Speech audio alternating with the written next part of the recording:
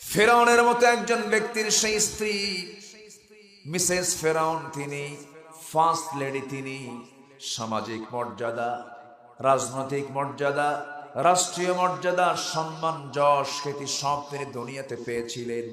কিন্তু তার সামনে যখন তাওহীদের দাওয়াত চলে এসেছে, সঙ্গে সঙ্গে তিনি পড়ে নিয়েছেন লা ইলাহা ইল্লাল্লাহু মুসা কালিমুল্লাহ।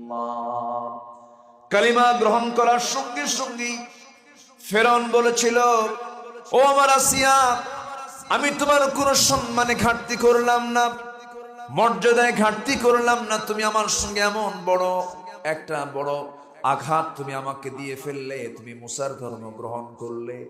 সঙ্গে সঙ্গে আসিয়া বলছেন, স্বামী গো, আমি তো মুসার ধর্ম গ্রহণ করি নাই, যিনি আমাকে বানিয়েছেন, যিনি আপনাকে বানিয়েছেন, আমি তার দ্বীন ইসলামকে গ্রহণ করে নিয়েছি।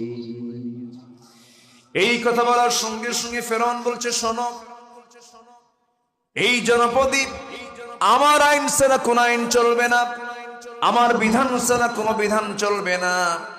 এই কথা বলার সঙ্গে সঙ্গে আসিয়া বলছেন, আমার স্বামী গো, আপনি আমাকে যতবার বুঝাবেন, আমি আপনাকে সম্মান রেখে একটা কথা বলতে চাই, আপনি আমার ব্যাপারে কি সিদ্ধান্ত নেবেন জানি না, দুনিয়ার সব ছাড়বো, কিন্তু আমি আমার আল্লাহকে ছাড়তে পারবো না।